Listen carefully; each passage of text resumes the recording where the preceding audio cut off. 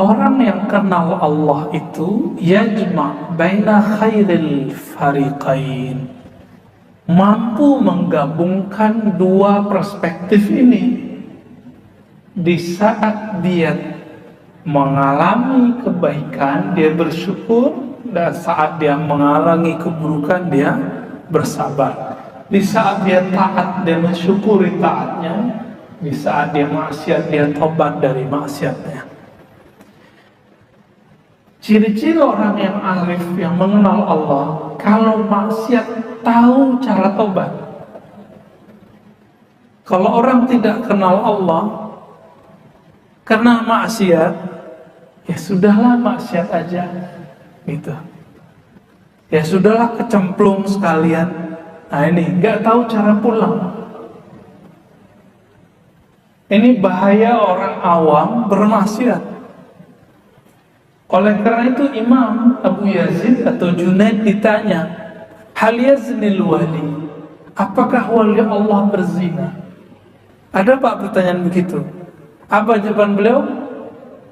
Dzalika qadrullah ma syaa qaddar, ma qaddarallahu qaddar. Ya. Itu adalah kehendak Allah. Apa yang Allah kehendaki pasti terjadi. Maksudnya wali kalau melihat itu, dia tidak melihat itu perbuatan iblis, enggak. Tapi dia menganggap itu kesalahan saya cepat pulang kepada Allah. Kalau orang tidak kenal Allah, dia maksiat, yang dia kutuk siapa? Setan. Dasarnya setan nih, gitu. Dia salahkanlah temannya, dia salahkanlah orang yang mengajaknya maksiat. Enggak, kalau orang kenal Allah, dia kemudian menyalahkan dirinya dan dia pulang kepada Allah. Assalamualaikum warahmatullahi wabarakatuh. Pernahkah di tengah banyaknya dosa, hati kita masih merasa rindu kepada Allah? Masih gelisah ketika jauh darinya dan masih ingin kembali kepadanya? Bisa jadi itu tanda bahwa Allah masih menyalakan cahaya di dalam hati kita. Lantas, apa saja tanda-tanda nur makrifat yang Allah titipkan dalam diri seorang hamba? Mari kita renungkan bersama. Gitu. Ya, jadi mohon maaf ya, kita kan nggak ada yang terjamin dari maksiat. Ada nggak jaminannya? Mau ustadz, mau kiai, apalagi jamaah biasa, nggak ada pak kita yang dijamin. Bedanya kalau ustadz, guru, syekh, muallim bermaksiat lebih besar dosanya daripada orang awam. Cuma kalau ulama itu maksiat dan dia tahu cara pulang, makomnya cepat naik. Ini ada sahabat kita bertahun-tahun merasa tidak maksiat. Ada, ya. Kalau jam 3 udah bangun, 5 waktu di masjid, merasa udah kayaknya soleh.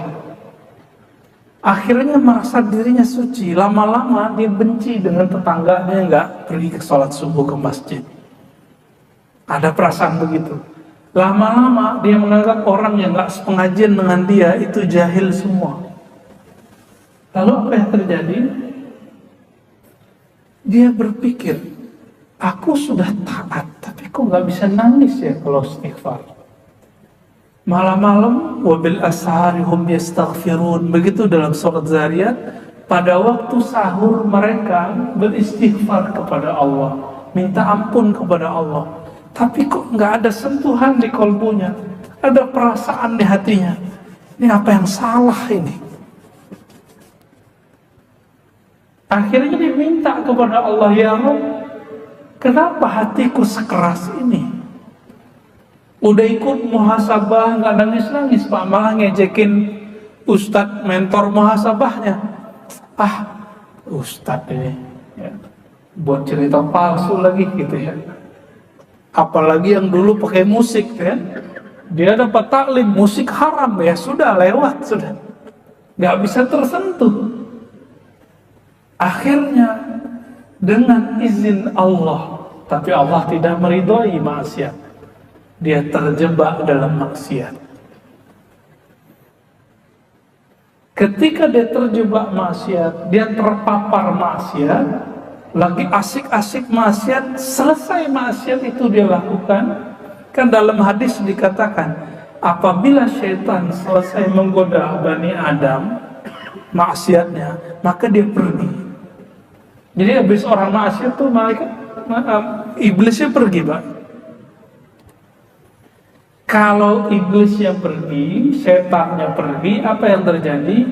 Maka si manusia itu menyesali dirinya. Nah, tinggal dilihat, dia menghujat setan atau dia menganggap dirinya yang hina. Disinilah dia bertemu. Terbukalah hijabnya saat selesai bermaksiat. Di situ dia nangis, malam hari dia bangun, ya Allah, tadi pagi, tadi siang aku bermaksiat dan aku merasa paling hina, ya Allah. Jadi jangan-jangan orang yang bermaksiat itu lebih lembut hatinya daripada orang yang taat sok suci. Ya. Tapi alangkah indahnya jika ada orang taat merasa dirinya belum sempurna taatnya, sehingga dia menangis ketika dia taat. Dia berpikir, ya Allah, saya sudah sholat tapi kok belum khusyuk. Terus dia nangis. Itu lebih baik, Pak, daripada dia kena maksiat dulu. Ada maksiat yang tidak terlihat, maksiat kolbu. Apa itu maksiat kolbu? Buruk sangka kepada Allah, buruk sangka ke makhluk. Dan maksiat kolbu yang susah terlepas dari diri kita adalah ghaflah. Dalam surah Al-A'raf Allah mengatakan, وَلَا تَقُمْ مِنَ الْغَافِلِينَ. Janganlah engkau menjadi orang yang lalai. Hijabnya kolbu adalah lalai. Nah, kira-kira Bapak, saudara makan Allah, ketika sholat hatinya lalai gak kepada Allah? Jika iya, itu maksiat kolbu. Kita dah taat nih secara zahir, kolbunya belum taat. Perlu ditobatkan gitu? Perlu. Kita sebut dia istighfar rohani, istighfar qalbu, ya.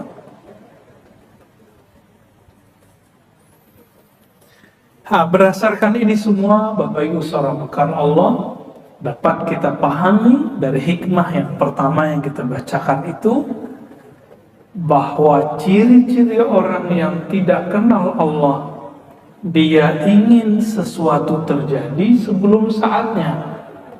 Baik masalah takdir, nasib, masalah virus, masalah taat dan maksiat. Ingin khusyuk sebelum saatnya. Ingin merasakan keajaiban sebelum saatnya. Ingin bertemu yang gaib-gaib sebelum saatnya. Itu terjadi pada Lia Eden. Karena ingin melihat yang gaib sebelum saatnya, sekarang dia ngerasa jadi Jibril. Almarhum dosen saya, Prof. Bambang Pranowo aja pernah ikut, Pak. Profesor itu, orang pesantren, profesor doktor. Ditanya orang, Prof, dulu kenapa ente mau masuk aliran Lia Eden itu? Apa jawaban beliau? Ya katanya dia berguru sama Jibril. Masa saya nggak mau belajar sama dia gitu ya? Mau berguru sama muridnya Jibril. Sekarang ternyata lebih aneh, merasa dirinya Jibril, dirinya Maryam, dirinya Isa. Kayaknya kemasukan jin Yesus kayaknya ya. Padahal Yesus gak gitu-gitu amat ya. Kita masuk ke hikmah yang berikut. Syuruknya jam berapa? 5:05 ya. Oke, dikit lagi deh. Hikmah yang berikut. Ihalatukal a'mal ala wujudil faragh min ru'unatin nufus. Ciri-ciri orang yang jiwanya kacau, ru'unatin nufus. Kita ini kacau apa enggak nih? Kalau tadi ciri-ciri orang tidak kenal Allah, sekarang nafsiyah, sisi basyariah, sisi manusiawi kita kacau atau normal? Apa ciri-cirinya? Ihalatul a'mal inda wujudil faragh. Menunda-nunda amal soleh sedangkan ada waktu luang. Mohon maaf, selama COVID ini banyak waktu luang atau tidak? Banyak ya? Banyak kerja dari rumah atau kerja di mana? Kita kalau kerja di kantor itu harus kena macet dulu ya. Pulang macet lagi. Ini enggak apa. Capeknya udah hilang. Lalu dulu kita ngomong, nanti kalau saya pensiun, kalau liburan, saya mau tahajud deh, mau khataman Quran. Mana tuh? Cita-citanya dulu tuh mana gitu. Jangan diundur lagi Pak, mumpung COVID masih ada, coba deh buat sholat sunnah jamaah di rumahnya, ya, hidupkan sholat tasbih di rumahnya. Sudah tahu cara sholat tasbih ya? Tanya ke guru-guru kita atau imam kita nanti, apa cara sholat tasbih? Itu sholat betul-betul berkah sekali. Oh Ustadz, kata orang itu bid'ah. No, bid'ah dengan hadis dhaif beda. Dalam hadis Ibnu Majah dan hadis Abu Daud disebutkan bahwa sholat tasbih itu sahih. Yang dhaif itu riwayat Tabrani dalam kitab Al-Mu'jam. Betul, riwayat sholat tasbih yang disampaikan oleh At-Tabrani hadis dhaif. Tapi yang riwayat Imam Ibnu Majah hadisnya sahih. Maka silahkan diamalkan Pak. Gak sanggup tiap hari sekali seminggu, gak sekali sebulan, kalau gak sekali seumur hidup. Itu sedekahnya badan itu, sholat tasbih itu. Karena bacaannya ya kalau dikumpulkan ya 300-an. Itu sama dengan semua sendi kita. Sendi kita semuanya 300-an, 360-an lah. Coba nanti pulang ke rumah, beri cahaya lampu rumahnya dengan cahaya tasbih. Kalau Bapak dibukakan mata kalbunya, mata batinnya, itu kelihatan Pak. Cahaya itu naik ke atas itu. Cuma kita kan nggak lihat. Ini masjid ini setiap saat, setiap kali 5 waktu, itu malaikat-malaikat mulai cahaya naik. Cuma ada ya cahayanya redup di tengah jalan. Mungkin lagi ria orangnya, atau lagi kesel imamnya kunut gitu ya. Atau ada merasa dirinya lebih benar dari yang di samping, itu nggak naik ke atas. Sama sekali nggak naik. Cuma kita kan nggak dikasih lihat. Tapi Bapak Ibu dikasih rasa. Habis assalamualaikum perasaannya nyaman atau perasaannya gelisah. Kalau gelisah sholatnya habis dilemparin balik tuh Pak. Nih sholat kau gitu ya. Gitu ya Pak di Aceh ya. Dilempar. Baik. Jadi ciri-ciri orang yang kacau rohaninya, suka mengundur-undur amal soleh. Ya, jangan nunggu pensiun lagi. Ini COVID ini udah semi-semi pensiun kita nih semua. Kita nggak tahu nanti gimana. Coba latihan puasa lah. Siapa tahu nanti ada musim di masa semuanya pacaklik. Kita kan nggak tahu. Kalau mukmin sudah biasa puasa rohani ditambah, artinya kalbunya hanya bergantung kepada Allah. Insya Allah nanti ketika masa itu datang, dia tidak akan menjadi pengikut Dajjal. Ternyata ujiannya Dajjal itu nanti cuma satu, yang paling berat, ujian perut. Itu paling berat. Ujian perut itu kiai aja lewat Pak. Kiai aja lewat. Paham maksud saya? Ya. Kenapa ada kiai komersial? Kenapa ada ustadz bertarif? Itu urusan perut semua. Dan Allah telah menyinggung itu. Apakah mereka tidak baca ayat itu? Ittabi'u man la yas'alukum ajra. Ikutilah orang yang tidak pasang tarif. Ini baru mu'alaf, diundang keluar kota, langsung minta panjer 5 juta. Ya, saya nggak usah sebut lah namanya siapa. Ngisi juga di sini. Ya, alhamdulillah selama COVID nggak ada. Ya, saya juga nggak ngisi di sini. Kita dapat laporan Pak dari daerah. Kita kan jauhlah terus ke kampung-kampung. Buat daurah-daurah Ahlus Sunnah, penandaan Ahlus Sunnah lah kira-kira. Kita ya menyebar cahaya itu. Semoga Allah sambung rahasia itu ke dalam kalbu kita. Ya laporlah mereka, Ustadz saya mengundang fulan, ternyata urusan perut, minta panjer 5 juta. Mu'alaf padahal. Kita yang dari dulu ngaji nggak berani Pak panjer-panjer, ya. Kita cukup Allah aja yang panjer.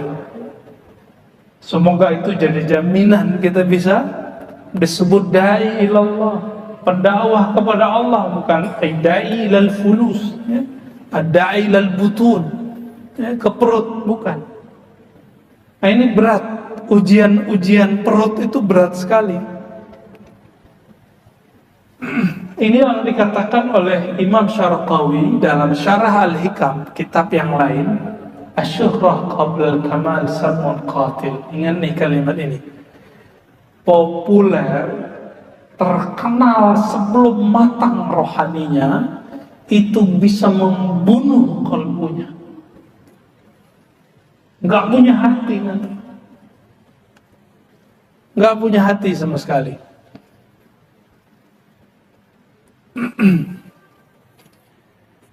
Jadi kalimat Imam Natta'illah ini menyindir kita semua supaya kalau taat jangan diundur-undur. Kalau mau khatam Quran jangan diundur-undur. Kalau mau ngaji Pak sekarang jangan diundur-undur. Ngaji itu sekarang yang dicari bukan ngaji yang banyak amalnya nanti, tapi ngaji yang membuat kita mengenal siapa yang kita sembah. Inilah penutup kajian kita pada pagi ini. Sebelum ada tanya jawab, ada tanya jawab nggak Pak? Ada ya.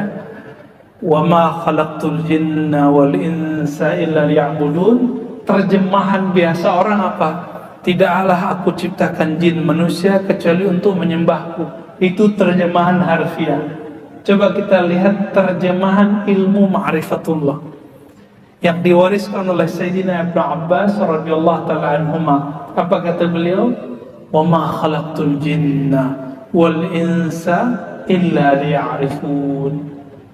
Tidaklah Allah menciptakan jin dan manusia kecuali untuk mengenal yang disembahnya. Saya mau tanya Pak, udah kenal belum dengan siapa yang kita sembah? Oh ya, guru saya dulu ngajarin kita sembah Allah, yaitu sama Allah. Kalau begitu kita disebut abid, ahli ibadah aja. Dari tadi kita menyebut arif, abid. Apa beda abid dengan arif? Abid itu menyembah Allah karena ada maunya. Mau dapat surga, mau dapat bidadari 72, ya. Jadi surganya, mohon maaf, surga seksual, surga hasrat. Benar gak tuh? Boleh nggak? Boleh. Tapi levelnya masa dari dulu ngaji begitu-gitu aja? Ini ngaji udah setiap pagi Pak? Udah? Belum, baru Sabtu Minggu, Sabtu Ahad. Baru 2 hari seminggu ya. Tapi kalau hari biasa kan 2 kali sehari. ba'da maghrib, ba'da isya. Sekarang yang perlu kita butuhkan di akhir zaman tidak hanya bagaimana cara memperbanyak amal, tapi mengenal siapa yang kita sembah dalam beramal. Nanti kalau sudah sampai pada ma'rifatullah, dijamin Pak, kalau nanti datang si Dajjal pembawa fitnah itu, kita nggak akan berubah. Tapi kalau ahli ibadah aja, nanti hidup di masa Dajjal, mending Bapak minta meninggal sebelum itu ya. Nggak akan kuat. Urusan perut ya. Bahkan Dajjal kalau sudah keluar itu, anak istri itu bisa jadi diperkosa oleh tentara-tentaranya. Kita dituntut, kamu ikut saya atau gimana? Diancam. Nauzubillah min zalik. Nauzubillah min fitnatil masih dajjal. Ya, semoga kita terjaga dari fitnah masih dajjal. Dan saya meyakini virus-virus huru-hara sekarang itu bagian dari skenario-skenario itu. Tapi saya nggak mau seperti kawan-kawan kita yang terlalu buru-buru mengatakan Dajjal sudah keluar, Mahdi sudah keluar ya. Itu sama dengan menghendaki sebelum Allah menghendaki. Udah jalani aja gitu. Kira-kira begitu. Jadi menyembah kepada Allah, lalu kenallah Allah yang kita sembah. Nah, kalau sudah kenal gak akan lagi berubah tuh imannya. Insya Allah. Ini yang dikatakan oleh Heraklius ketika ditanya oleh Sufyan. Apa kata Heraklius? Adakah umat Muhammad yang murtad? Apa jawaban Sufyan? Tidak. Lalu Heraklius mengatakan, betul. Jika iman nurnya telah masuk ke ruang relung-relung kolbu, dia tidak akan pernah keluar. Maka dalam bab akidah, siapa yang benar-benar mukmin tidak akan pernah murtad. Tapi kalau dia baru level muslim, pasti bisa murtad. Mungkin murtadnya bisa bolak-balik 1000 kali kali. Ya. Kira-kira itu Bapak saudara makan Allah. Apa musibah rohani? Maksiat. Jadi ciri-ciri orang-orang yang tidak kuat ilmu tauhidnya dalam kalbunya, ketika dia maksiat hari ini, dia tidak yakin Allah mengampuninya. Kalau dia doa, dia tidak yakin Allah mendengar. Coba saja kita maksiatnya, terus kita mau sholat, kita ngerasa ya Allah kotor nih, udah kotor aja sekalian, gak usah sholat sekalian. Kawan saya, dia bangun subuhnya telat, jam 7. Dia telepon, aku masih boleh sholat gak? Saya bilang, kamu wajib sholat, bukan boleh. Tapi kan udah lewat. Nggak enak ya sudahlah, bablas sekalian deh gitu. Nggak ada rasa harapnya kepada Allah. Itulah baru level yang kecil. Ada level yang berat. Beberapa orang-orang yang terkena maksiat, kehormatan diri, menjaga kehormatan. Ketika terjebak dalam maksiat itu, dia mengatakan ya sudahlah. Ketika dia punya hubungan spesial dengan orang kekasihnya, ya sudah hancur-hancur sekalian, kotor-kotor sekalian. Pernah dengar orang begitu? Sering dengar ya? Itu ciri-ciri kolbunya tidak nyambung kepada Allah. Kolbunya masih bergantung kepada banyak amalnya. Lalu gimana obatnya? Bapak saudara makan Allah, maksiat dan taat itu bukan ngomong baik buruk, tapi maksiat dan taat itu kita lagi ngomong ilmu qalbu. Bukankah ada orang yang taat lalu dia merasa sok suci? Benar? Itu benar nggak? Orang yang maksiat, ketika dia maksiat lalu merasa dirinya kotor, itu lebih baik daripada orang yang taat lalu merasa sok suci. Betapa bahayanya ilmu qalbu ini kalau kita nggak paham. Orang udah sholat nih, udah sholat, tapi ternyata dia merasa dirinya hari ini mukmin, tetangganya yang nggak sholat di samping rumahnya munafik. Ini orang disebut di Quran fawailul lil musalli, celaka bagi orang yang merasa dirinya sholat. Jadi di Quran itu ada dua diksi, aqamus shalah, aqimus shalah. Mendirikan sholat itu beda dengan musallin. Mendirikan sholat itu saya menunaikan sholat semampu saya lahir batin, berusaha khusyuk lahir batin. Ketika udah sholat, tadi antum udah sholat semua, khusyuk lah. Udah coba-coba, mau imamnya suaranya bagus nggak bagus, kalau qalbunya nggak bening nggak bisa khusyuk. Paling nangisnya karena suaranya merdu, biar kampung. Bukan karena emang ayatnya itu berkesan, bukan karena yang mengirimkan ayat itu punya kekuatan menyentuh, bukan, tapi karena si ustadznya suaranya bagus. Ini bedanya khusyuknya orang-orang yang paham ilmu qalbu dengan yang khusyuknya baru ngerti merdu suara. Ya, Bapak makan Allah. Jadi maksudnya apa ayat ini? Fawailul musallin. Kalau terjemahan kan celaka bagi orang yang sholat. Itu bahaya terjemahan begitu. Terjemahannya harus ditambah, celaka bagi orang yang sudah merasa taat, merasa sholat. Itu terjemahan yang tepatnya. Jadi ketika pulang nanti, ketika ada kita melihat ada orang nggak sholat, nggak usah jadi juri. Cukup katakan, ya Roh, kalau aku merasa diriku sholat, sholatku belum khusyuk, belum tentu engkau terima. Siapa tahu dia ini ketika telat bangun langsung nangis, ya Allah kenapa saya telat. Jadi dia nangis karena malu kepada Allah, telat. Coba nanti ketika Allah takdirkan di antara bapak ibu saudara ikhwan akhwat ini rajin sholat subuh, tahu-tahu bablas sampai jam 8 gak bangun. Ketika bangun kita mulai pusing. Ketika takbir mungkin nangis. Jangan-jangan ketemu ilmu qalbunya saat sholatnya sholat subha, sholat plus subuh plus duha itu. Siapa tahu? Orang taat bertahun-tahun, puluhan tahun, nggak pernah dia merasakan getaran-getaran qalbunya. Allah itu tahu orang-orang begini, ceburin dikit deh kekotoran, nanti dia akan nangis ketika dia sholat. Maka orang-orang yang merasa dirinya suci, saya suci, jijik melihat orang mojo, ketika melihat artis, wah tuh ahli neraka gitu. Kita kan nggak tahu dia neraka apa enggak, tapi kenapa berani mengatakan itu?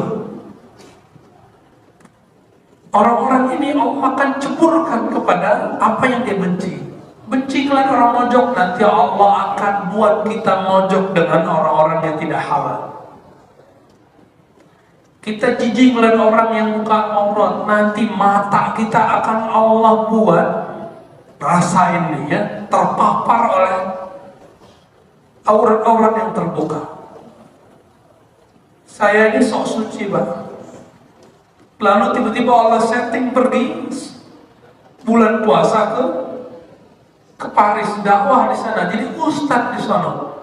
Ustadz matanya jelalatan itu gimana kira-kira? Summer tahu?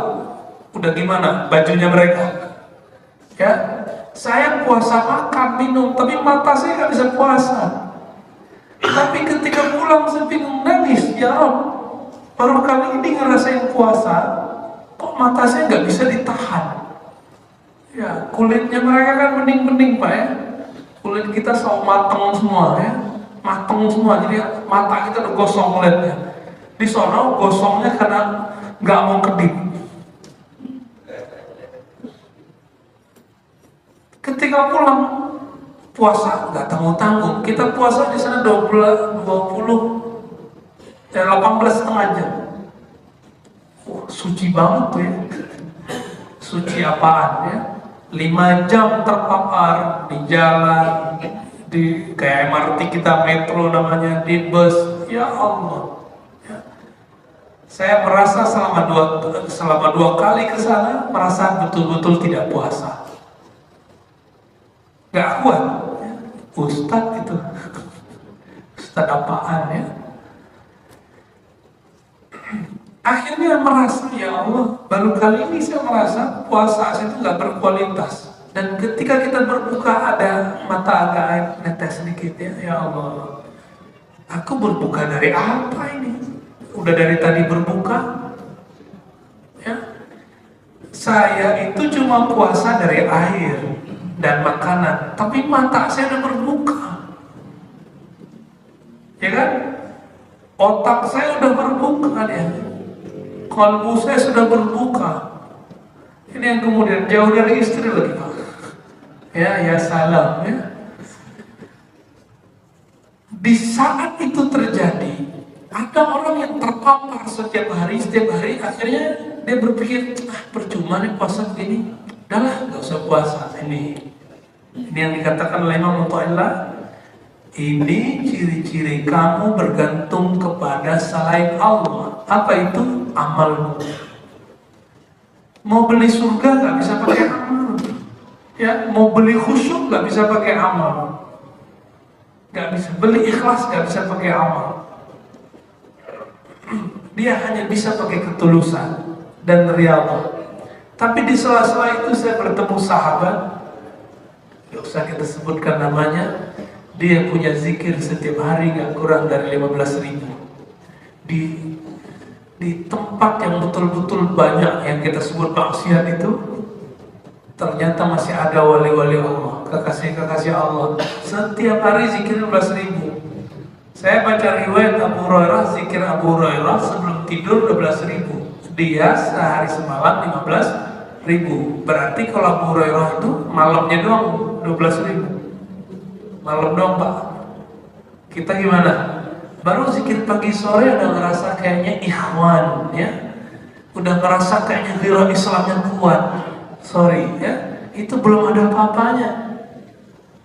Di Quran dikatakan apa? Ada 2 surat ya, apa itu? Surat Al-Ahzab ya.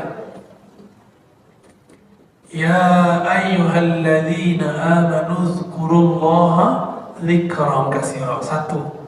Hai orang beriman, zikirlah kamu kepada Allah, sebutlah nama Allah sebanyak-banyaknya. Maka zikir beda dengan wirid pagi sore. Zikir yang itu. Di ayat berikutnya wasabbihuhu bukratan wa asila. Al-Ahzab 41-42. Dan bertasbihlah kepada Allah pagi dan petang, yang kita sebut maksurat, ratib, hizib. Ternyata di pagi ada zikir, maka yang pertama itu adalah zikir qalbu. Ya allazina amanu dzkurullaha dzikran katsiran. Hai orang beriman, berzikirlah dengan qalbumu, menyebut nama Allah, memandang kebesaran-kebesaran Allah sebanyak-banyaknya. Sedangkan yang kedua, jaga waktu pagimu dan soremu dengan menyebut nama Allah. Maka kita bagi waktu-waktu kita, ada zikir pagi sore, ada zikir rohani, zikir qalbu. Rata-rata kita dapat ayat 42, tapi tidak dapat ayat yang 41. Pak pengurus, mau lanjut? Oke. Jadi Bapak Saudara Allah, tidak selalu maksiat itu buruk jika maksiat itu dipandang sebagai awal dari ketaatan. Tidak selalu taat itu baik jika taat itu membuat orang merasa sok suci. Belajar thariqat A, B, C, berzikir wirid A, B, C, terus merasa yang mana belum zikir itu, ada apa-apanya, nggak ahli ma'rifat. Itu udah belajar tarekat, belum belajar tasawuf. Jadi beda. Tapi tasawuf itu mesti berthariqah. Seperti fikih mesti bermazhab, akidah mesti ikut manhaj. Kalau baca Quran mesti pakai qiraat, benar nggak? Maka itu kemestian. Quran ada qiraatnya 7. Kita di sini imam kita pakai qiraah Hafs dari Asim, riwayat Imam Hasim. Maka orang yang bilang saya nggak usah ikut mazhab Ustaz, nggak usah ikut manhaj, nggak usah ikut thariqah, nggak usah ikut qiraah, itu orang sedang menipu dirinya. Karena dia baca Qurannya pakai qiraat, sholatnya pakai mazhab. Ustaz, saya nggak pakai mazhab Syafi'i, saya pakai buku sifat sholat Nabi. Sifat sholat Nabi itu kan buku Syekh Albani. Syekh Albani itu menghantam mazhab bapaknya Hanafi dan semua mazhab yang ada, lalu dia mengatakan saya tidak terikat dengan mazhab apapun. Itulah mazhab baru, mazhab yang tidak terikat. Itu mazhab Albani, udah mazhab baru lagi. Maka cara sholatnya agak beda sedikit ya. Naruh tangannya, cara naiknya, kepal tangannya ketika bangun, itu sudah beda. Maka antum jangan heran. Itu bukan ikut Rasulullah langsung, tapi masih ikut Syekh Albani, mazhab baru. Saya daripada ikut Syekh Albani, ikut Imam Syafi'i, ikut Imam Malik, Imam Bukhari, Imam Muslim, gitu. Karena imam itu jelas sanadnya. Bukan berarti kita meninggalkan Syekh Albani, tidak ya. Kita ambil mana yang baik dari beliau. Baik. Kembali ke teks ini. Itu orang yang tadi taat, lalu terjebak sekali maksiat, lalu nggak balik-balik lagi ke maksiat, lalu dia terus dengan maksiatnya, dia merasa taatku selama ini gak manfaat, ya udahlah hancur sekali. Nah, orang-orang ini disebut dalam Syarah Al-Hikam orang yang ikhlasnya baru level 1. Nah, ini bagian akhir yang kita bahas, ada 3 level. Level 1 itu disebut ikhlasul awam, ikhlas orang-orang awam, atau disebut ikhlasul abid, ikhlas orang yang baru taat ibadahnya ritual, belum spiritual. Ketaatannya baru normatif ya, sholat, udah begitu-gitu aja, baru dia biasa. Orang begini sudah gak merasa maksiat kalau dia sudah sholat.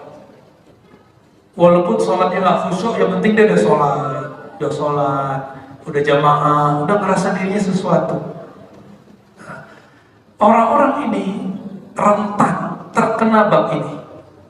Makanya saya ditanya, kok ada orang baru hijrah menikah dengan hafiz, tiba-tiba sekarang jadi murtad? Ya kan?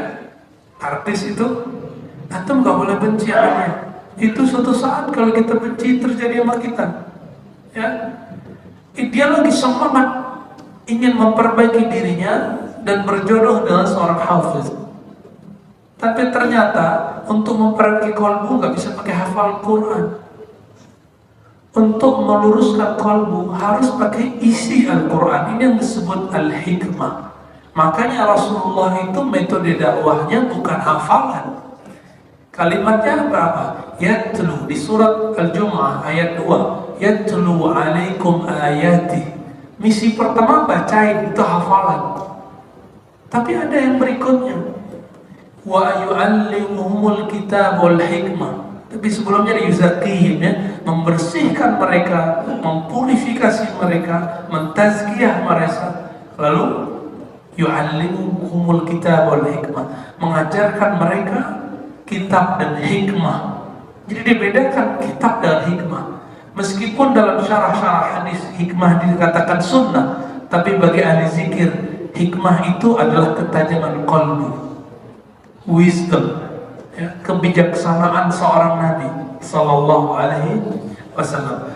Bapak Saudara makan Allah, itu level pertama. Orang ini ciri-ciri indikatornya. Kalau itu ada pada kita, berarti kita level 1. Satu, kalau ibadah orientasinya pahala. Kalau ketemu yang wajib sama sunat, duluin sunat. Contohnya taklim sama sholat syuruk, duluin sholat syuruk. Itu kalau belum paham, kecuali mau buru-buru silakan ya. Mau buru-buru silakan antum duluan. Tapi kalau antum sudah paham, sholat syuruk itu hukumnya sunnah. Ngaji itu nutrisi wajib di kolbu. Kalau sudah paham itu, undur dulu sholat syuruknya. Belajar fikih dong ya. Di fikih sholat syuruk boleh sampai sebelum duha. Enggak mesti di masjid kok. Meskipun di hadisnya disebutkan di masjid. Itu kan contoh aja. Ahli fikih mengerti namanya bil misal, itu contoh aja. Ya. Pernah kita ngaji sekali, saya lupa jelasin begitu. Bunyi syuruk, langsung pada berdiri semua. Lah kita ngomong sendiri, Pak. Jadi semangat, ini ciri-ciri orang baru level 1. Berpikirnya nggak proporsional. Nah, mendahulukan yang sunat daripada yang wajib.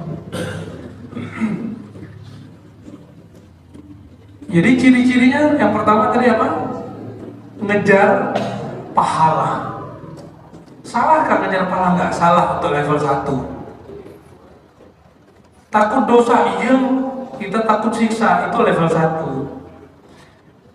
Level 2 itu orang ibadahnya sudah mulai semi-semi spiritual, tapi masih pakai intelektual, pakai kecerdasannya. Orang-orang ini biasanya sudah bisa mengkondisikan rohaninya untuk bisa taat, tapi nggak kuat. Kalau khusyuk itu paling tahannya cuma sampai iya karena bunuh ya karena saya itu udah hilang, ya. Tapi orangnya udah top, dia udah nggak dari pahala lagi. Yang penting saya bisa khusyuk. Maka orang ini nggak menganggap amalnya itu banyak pahala. Bagi dia, gimana biar saya khusyuk dalam sholat. Orang ini masih mengejar itu. Tapi dia mengejar bukan dengan caranya. Kalau saya mau menyembelih ayam, itu pakai sendok atau pakai pisau? Ya, kalau udah jadi baru pakai sendok sama garpu. Sama, cari khusyuk nggak pakai ini, Pak. Ini tuh untuk mikir. Maka pikiran itu banyak. Jadi kalau sholat pakai pikiran, nanti pikirannya jalan-jalan. Ya. Sholat itu pakai kolbu. Kolbu itu nggak pernah mendua. Maka orang kalau bisa poligami itu karena di sini emang banyak daftarnya, ya. Tapi kolbunya sebenarnya hanya mencintai satu tipe. Tipe itu ada separuh di orang ini, ada seperempat di orang ini, makanya jadi 4 nanti, ya. Wallahu a'lam bishawab. Di level 2 ini dia sudah haus rohani, tapi caranya kurang pas. Akhirnya terjebak pada ilmu kebatinan. Nah, ciri-cirinya apa? Kalau zikir ini maharnya ini, gitu. Jadi pemburu kubur, dikira kalau ke kubur khusyuk. Ke kubur itu melembutkan kalbu. Zurul kubur fa innaha tudzakirul maut. Ziarah kubur untuk melembutkan kalbu, bukan cari kesaktian. Nah, orang level ini udah cari kesaktian dia. Maka dikubur wirid ribuan, ngejar setoran biar kalbunya punya kekuatan rohani, ya dapat sakti. Sederhana, orang push up 40 hari berotot. Orang rajin latihan fisik, latihan silat, dia akan jadi jawara. Orang latihan olah batin nanti jadi ahli kebatinan. Maka pada sakti-saktinya orang level ini nih, doanya hebat-hebat. Kalau dia jadi pengobat alternatif, itu canggih-canggih, ya, pakai air putih sembuh. Tapi levelnya baru di situ. Ujung-ujungnya nanti kembali ke bawah, fulus, ya, ujung-ujungnya fulus mahar. Orang ini belum dapat kebahagiaan, tapi orang yang level ini rata-rata antum itu mungkin yang di bawahnya dikit kali. Udah pengen cari khusyuk tapi masih sama kayak orang yang beli ayam pakai sendok tadi. Jadi nggak tahu caranya. dia ini udah hampir tahu caranya tapi salah obsesi, salah ketemu guru, akhirnya jadi kebatinan. Jika dia tulus karena niatnya ingin mencari keridhaan Allah, Allah nanti akan tarik orang-orang ini semua yang level 1 dan level 2 ini kepada level 3. Apa itu level 3? Salat bukan lagi harap pahala, bukanlah hanya harap surga. Dia harap surga, tapi bukan hanya harap surga, tapi harap bertemu dan dapat ridho yang punya surga. Kalau Allah sudah ridho kita masuk surga, kita bisa ketemu Nabi di surga. Tapi kalau kita cuma minta surga, mungkin gak ketemu Nabi di surga. Dikasih surganya, mungkin gak ketemu Allah di surga. Antum diterima oleh seseorang di rumahnya yang bagus, tapi dia gak mau ketemu. Kira-kira gimana? Pulang aja deh, tersiksa batin kita, ya. Makan Allah level 3 itu, ini yang disebut oleh Rasulullah SAW bab ridho dan syukur. Ketika Nabi ditanya, kakinya kau udah kapalan sholat, bukan cari pahala, apa kata beliau? Aku ingin berterima kasih kepada Allah. Maka bab terima kasih itu akan selalu merasa dirinya tidak maksimal untuk taat, nggak pantas mendapatkan pahala, apalagi ngejar surga. Muncullah kalimat yang disalahpahami orang tentang Pak Quraisy Shihab. Apa kata Nabi? La yadkhul jannah ahadukum bi'amali. Kamu nggak masuk surga karena amalmu. Lalu sahabat bertanya, wala anta ya Rasulullah, engkau juga begitu wahai Rasulullah? Iya. Illa ayataghammadani Allah birahmati. Namun Allah melimpahkan kepadaku rahmat-rahmatnya sehingga masuk surga. Orang di level ini yang dia cari cuma sayang Allah. Zikir itu mencari sayang. Kalau sudah dapat sayang, surga terbawa, neraka jauh. Mungkinkah kalau Allah sayang kita, kita dimasukin surga? Masukin surga? Mungkin dong. Padahal kita pemaksiat. Mungkinkah orang-orang yang diridhai oleh Allah, Allah biarkan terjebak di neraka? Kan semua kita, wa in minkum illa waridha. Waridun. Malam tadi masjid 1 Bintaro 1 lagi baca itu. Di situ saya nggak kuat nahan nangis. Ya, semua kamu waridun, semua kamu pasti lewat neraka. Pasti lewat neraka. Semua kita Pak, imam, makmum, ustadz, semua kita lewat neraka. Itu disebut siratal mustaqim. Siratal mustaqim. Siapa yang tidak kenal Rasulullah, tidak kenal qalbunya, tidak kenal Allahnya, maka dia tidak akan ketemu jalan menuju surga. Maka Nabi mengatakan, man khati'a tariq, man nasiya salata alayya khati'a tariqal jannah. Orang yang tidak kenal aku, tidak salawat kepada aku, dia pasti tersesat masuk surga. Mampir dulu. Nauzubillah min dzalik. Maka cara bebas dari neraka, coba amalkan salawat sekapan saja. Salawat tuh nggak usah pakai salawat aneh-aneh. Salawat tuh macam-macam, ada nariyah, tibbiyah. Udah pakai salawat yang sederhana. Allahumma salli ala Muhammad wa ala ali Muhammad. Boleh pakai Sayyidina Allahumma salli ala Sayyidina Muhammad wa ala ali Sayyidina Muhammad. Udah kemana-mana begitu aja deh, ya. Satu salawat ada 10 keberkahan. Keberkahan itu yang kita sebut ridho. Maka pintu ridho, mendapatkan ridho Allah adalah cintai Rasulullah. Ini yang dikatakan, ini penutup kalimat saya, qul in kuntum tuhibbunallaha fattabi'uni, ya. Jika kamu mengklaim dirimu cinta kepada Allah, maka ikut aku. Apa kata Rasulullah? Banyakkan salawat kepadaku. Jadikanlah tahmu adalah menyebut namaku. Kalau sudah begitu, kita mau jatuh nanti dia sambar oleh Rasulullah sampai kemudian masuk ke surganya Allah dengan ridho, insya Allah. Semoga kita semua senantiasa diberi hati yang lembut, istiqomah dalam taubat, dan tidak pernah berhenti berjalan mendekat kepada Allah. Jika masih banyak dosa, jangan pernah berputus asa dari rahmat-Nya. Teruslah kembali, karena pintu ampunan Allah selalu terbuka bagi hamba yang ingin berubah. Wassalamualaikum warahmatullahi wabarakatuh.